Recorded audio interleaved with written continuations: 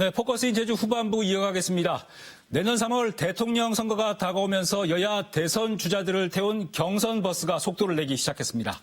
당내 경선을 앞두고 제주 민심과 당심을 잡기 위해서 대선 주자들의 제주 방문 행보도 이어지고 있습니다. 포커스인 제주에서는 앞으로 제주를 찾는 대선 주자들을 최대한 모시고 얘기를 나눠볼까 합니다. 오늘은 국민의힘 대선 주자로 뛰고 계시는 홍준표 국회의원과 함께 하겠습니다. 네, 이렇게 시간 내주셔서 감사합니다. 예, 네. 제주에 자주 오시나요? 그렇죠. 예. 자주 못 오죠. 홍 의원께 제주란 어떤 곳입니까? 우선 듣고 싶습니다. 제가 제주에 처음 온 게 91년도 여름 휴가 때입니다. 광주지검 검사를 할 때. 그때 처음으로 제주를 와봤습니다. 와봤는데 제주를 생각하면 꿈과 낭만이라고 늘 생각을 하죠. 지금도 그렇게 그렇습니다. 예. 자, 국민의힘 후보 등록이 시작되면서 이제 경선버스가 출발했습니다. 예. 제주에 와 보시니까 홍 의원님에 대한 어떤 그 민심, 당심이 어떻습니까? 기대만큼 있습니까?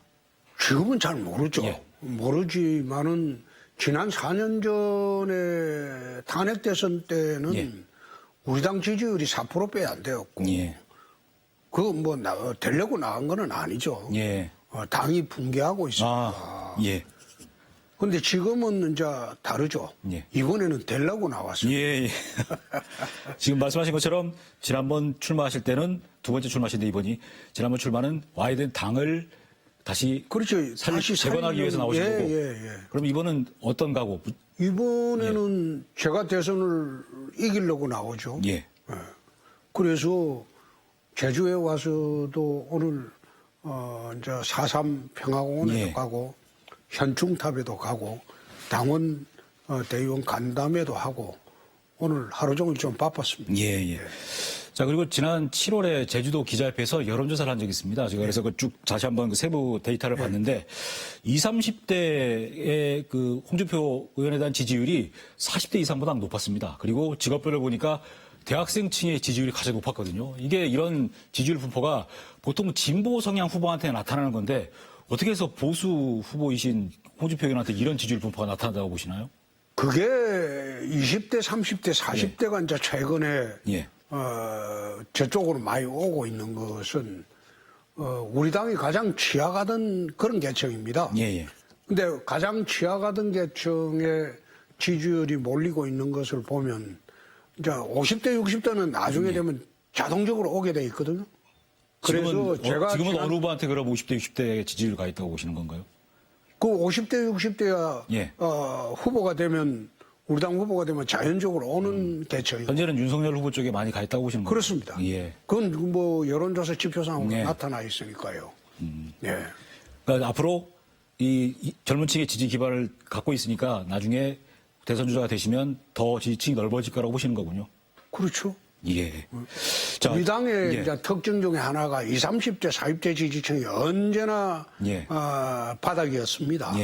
5, 60대의 장년층 지지로 이제 당을 버티고 갔는데 이번에 이제 특이한 현상으로 20, 30대, 40대 지지층이 좀 두터워졌다는 거죠. 자, 이거 혹시 아시죠? 무야홍, 어대홍. 최근에 들었습니다. 무조건 야권 대선 후보는 홍준표. 어차피 대통령은 홍준표라고 지금 이게 인터넷 커뮤니티에서 홍 후보를 지지하거나 아니면 홍 후보 관련 얘기하시는 젊은 누리꾼 네티즌들이 쓰는 단어인데 이렇게 젊은 층들이 이런 단어까지 홍준표 의원에게 칭하면서 쓰고 있는 거에 대해서 어떻게 생각하십니까? 그거 기분 좋은 이야기죠. 저희 당에 이제 지지를 안 해주던 계층에서 특히 20, 30대에서 이제 열성적으로 해주기 시작하니까 분위기가 많이 달라지는 거죠. 자, 그리고 홍준표가 좀 달라졌다. 달라진 게 전에는 적색 계통의 옷 넥타이를 맸는데 지금도 보시니까 파란 톤 입고 계신데 이런 이 드레스 코드 바꾸신 것도 더 젊은 층을 겨냥하신 건가요? 어떻습니까? 그게 이제 붉은색만 매니까 고집스럽다. 너무 강하다. 그래서 주변에서 자꾸 파란색 계통으로 바꾸라고 해서 그래 바꾸고 있습니다.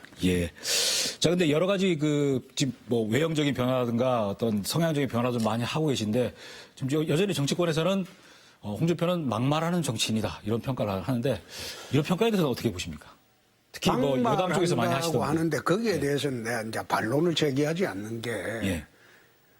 야당 제가 맡았을 당시 지난 탄핵 때나 우리 야당이 괴멸했습니다. 예, 예.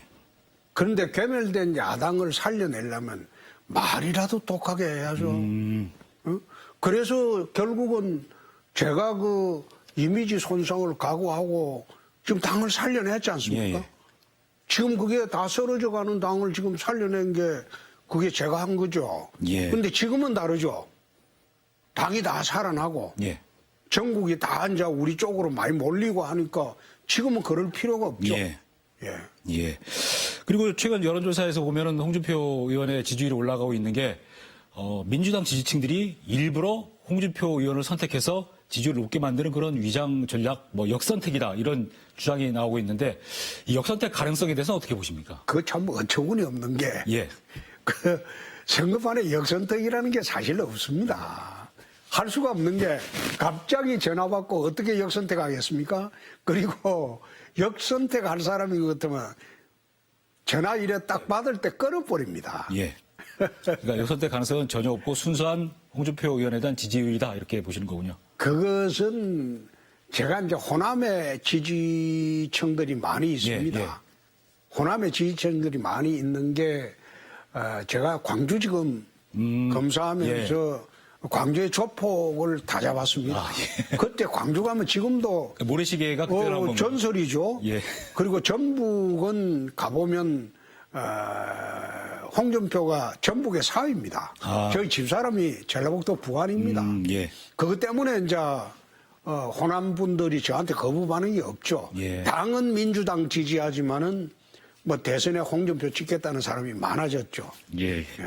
자, 그리고 이 홍 의원에 대한 젊은층 지지층이 넓어진 게, 30대인 이준석 당대표가 당을 맡게 되면서 그런 효과 중에 하나다. 이런 분석에 대해서 어떻게 보십니까? 그런 영향도 있습니다.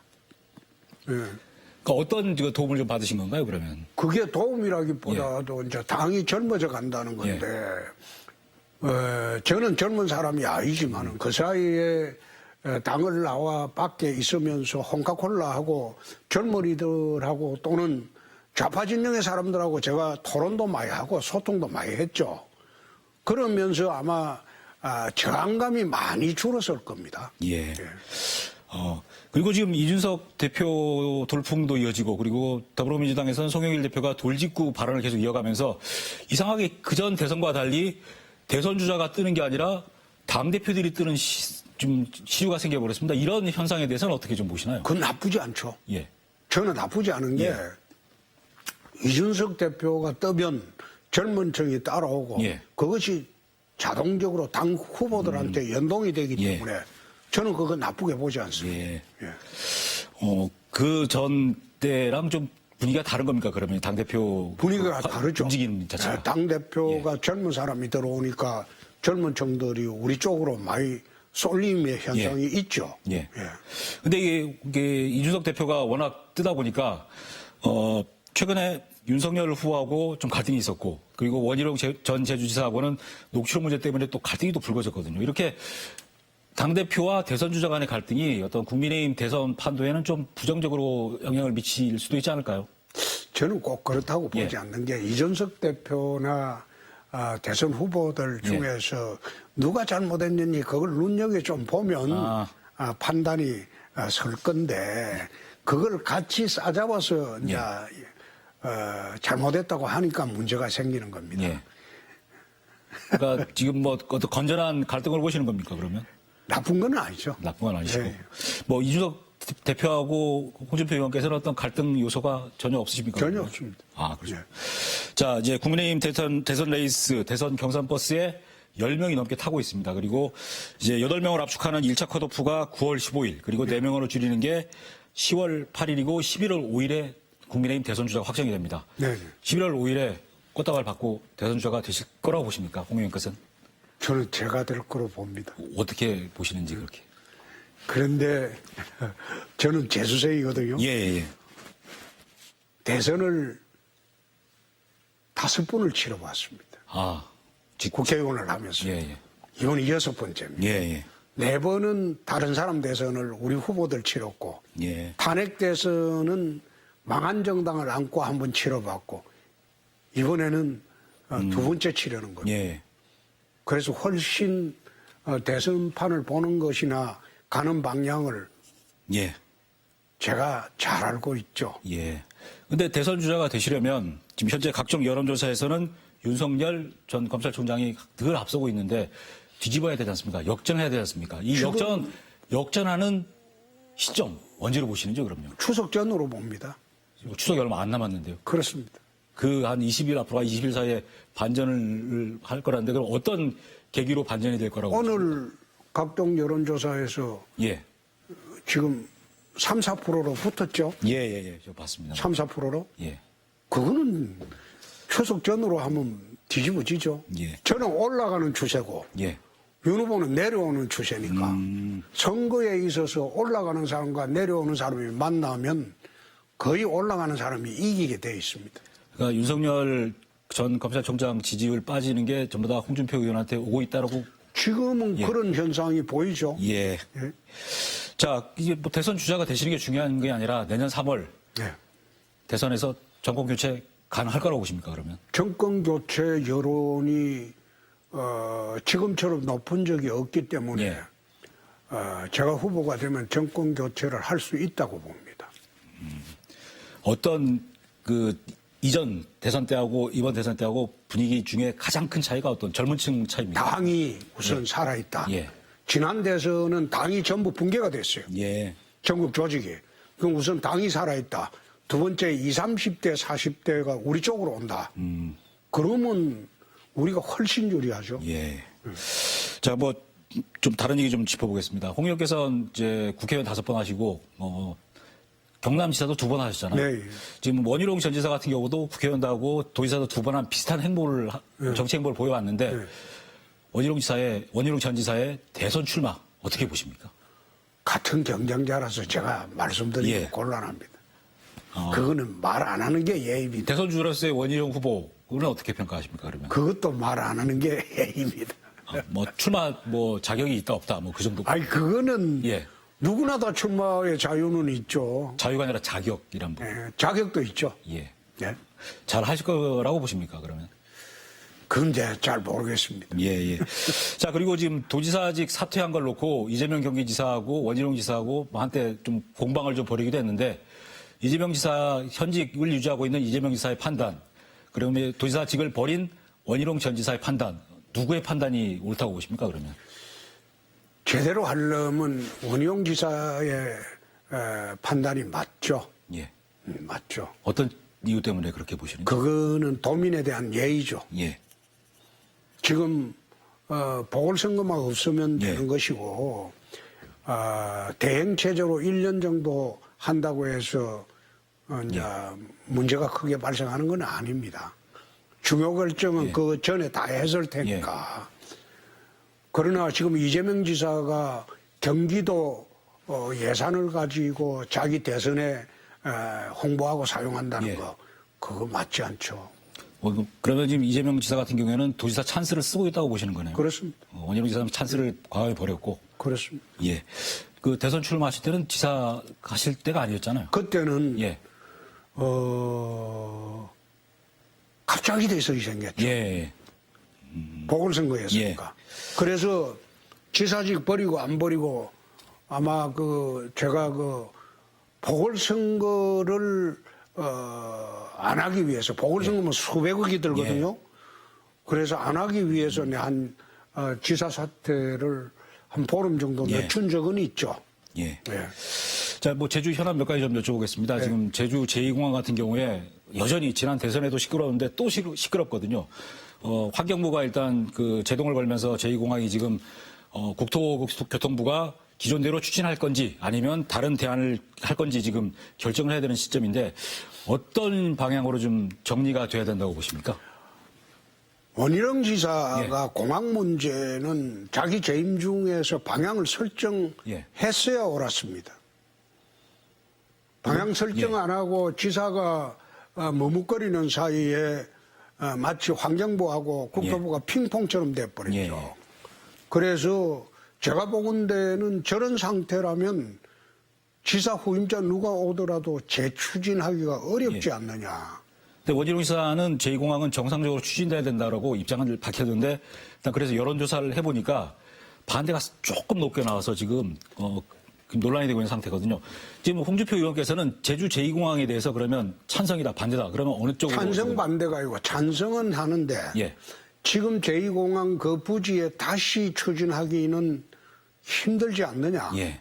그래서 대체 부지를 보든지 제주공항 확장안을 보든지 그렇지 않으면 카알이 지금 운영하고 있는 정석 비행장 거기가 200만 평이라고 하니까 그걸 민항 쪽으로 돌리든지 뭐 그런 대체 방안도 검토를 해볼 수 있겠죠. 예.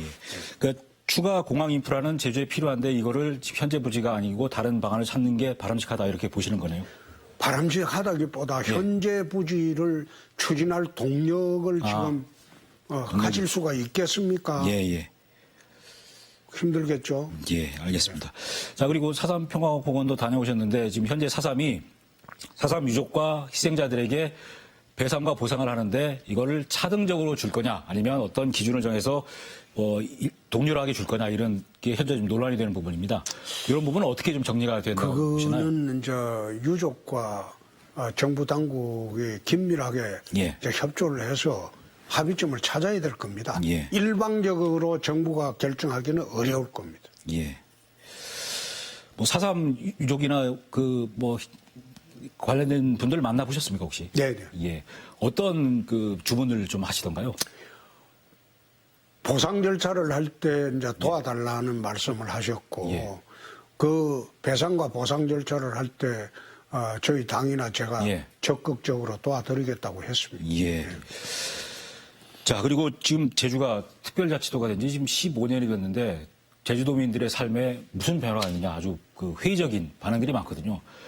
정부에서 어떤 잘못이 있길래 이렇게 도민들의 삶에 변화가 없다고 느끼는 걸라고 보십니까? 잘못이라기보다도 이제 대통령 출마하는 사람은 대통령으로서의 공약이 있고 시도지사 출마하는 사람은 시도지사로서의 공약이 있습니다. 저는 제주도를 라스베이거스식으로 만드는 것도 한 방법이다. 카지노 프리 그리고 컨벤션 센터를 해서 제주도를 컨벤션의 도시, 카지노 프리 막 그렇게 해서 또 그 해양 스포츠도 발전시키고 요트도 하고 낚시도 하고 뭐 골프도 하고 승마도 하고 종합 리조트로 전체적으로 만드는 그런 방안을 한번 강구해 봤으면 합니다. 예. 정부에서 결국 어떤 관광이나 이런 쪽에 규제를 덜 풀어서 제주가 그런 쪽에 개발을 못했다 이렇게 보시는 거군요. 개발해야 하기보다도 이 천혜의 환경을 어떻게 이제 환경을 훼손하지 않고 제대로 활용하느냐 그 문제겠죠. 예. 자, 뭐 정치적인 얘기 한 두 가지만 여쭤보겠습니다. 엊그저께인가 청와대 앞에서 1인 시위를 하셨습니다. 언론중재법 때문에. 처음 해봤어요. 예. 그게 언론중재법에 어떤 문제가 있어서 1인 시위까지 하시게 된 거죠? 여러 가지가 있는데 그게 이제 징벌적 손해배상 제도를 언론기관하고 상대로 소송하는데 만들겠다. 그거는 좀 언론 재갈법이다. 그건 아니다. 지금 있는 제도만으로 충분한데 왜 징벌적 손해배상 제도를 도입하느냐. 여러 가지가 있습니다만은 그중에서 징벌적 손해배상 제도라는 거는 영미법상 제도지 우리나라 같은 대륙법계 체계에서는 맞지 않습니다. 맞지 않고 징벌적 손해배상 제도가 2010년도 제가 정무회에 있을 때 재벌기업이 중소기업 기술 침탈을 할 때 유일하게 징벌적 손해배상 제도를 도입했어요. 그러고 난 뒤에 재벌기업이 중소기업 기술 침탈을 하는 일이 거의 없어졌어요. 그러나 그 영미법상 체계를 대륙법 체계인 우리나라에 그것도 언론기관에 갖다 댄다는 거 이거는 말이 안 되는 짓이다. 우선 그게 제일 문제라고 나는 봅니다. 뭐 여러 가지 논란도 있고 지적도 있는데 이렇게 언론중재법 뭐 개정을 이렇게 밀어붙이는 정부와 여당이 밀어붙이는 이유는 뭐라고 보십니까? 그거는 조국 윤미향 사태에 대한 자기들의 이제 피해 의식으로 봅니다. 예. 또 퇴임 후에 언론이 잘못되게 자기들을 공격한다고 생각할 때는 예. 방어하기 위한 수단도 아닌가 그런 생각을 합니다. 예. 자, 그리고 최근에 그 여야 모두 국민권익위원회에서 조사한 부동산 투기 혐의 관련해서 뭐 12명씩 뭐 의원들이 좀 문제가 있다고 지적을 받았는데 최근에 보니까 홍 의원께서 그 모든 대선 주자들도 국민권익위원회 부동산 투기 혐의가 있는지 조사를 받아야 된다라고 저는 하시는데 받았죠. 네, 왜 이런 주장을 하시는 거예요? 아니 본인 국회의원도 예. 다 조사를 받는데 예. 하물며 한 나라의 대통령이 되려고 하는 사람이 가장 민감한 부동산 문제를 검증을 안 받고 대통령을 할 수 있겠습니까? 예. 그래서 내가 이야기한 거죠. 저나 아마 이낙연 후보는 다 받았습니다. 지금 현재 여론조사에서 서두 달리는 여야 후보를 겨냥한 발언이 아니냐 이런 지적도 있던데. 아니 그렇지 않죠. 예. 우리 지금 국회의원은 거의 다 받았잖아요. 예, 예. 그런데 대선 주자하면서 안 받으려고 하면 그건 곤란하죠. 예. 예, 알겠습니다. 자, 마지막으로 제주 유권자의 지지를 더 많이 받기 위해서 지금 현재 고민하고 계신 제주 관련 공약이 있다면 어떤 게 있으신지요? 제주도가 특별자치도가 시행되고 난 뒤에 10여 년이 훨씬 지났지만은 예, 특별하게 달라진 게 없기 때문에 예, 예. 제가 대통령이 되면 제주도를 라스베이거스식의 컨벤션 예. 그런 도시로 한번 만들어 보고자 합니다. 내국인 아마 그 카지노도 구체적인 과정은 예, 예. 나중에 한 보고를 드릴 기회가 있을 예. 겁니다. 내국인 카지노도 포함이 되는 건가요? 그렇습니다. 내국인 카지노를 제주 허가할 수도 있다. 예. 네. 뭐 다른 공약은 또 그거는 예. 조금 이따가 예, 말씀드리겠습니다. 알겠습니다. 앞으로 대선 그 일정 과정 중에 제주에 다시 또 내려오실 거지 않습니까? 예. 제주 내려올 일이 예. 많겠죠? 예. 알겠습니다. 뭐 다음에 기회 되면 다시 한번 모셔서 좀 더 깊은 얘기 나누도록 하겠습니다. 고맙습니다. 네, 오늘 시간 예. 내주셔서 감사합니다. 고맙습니다. 고맙습니다.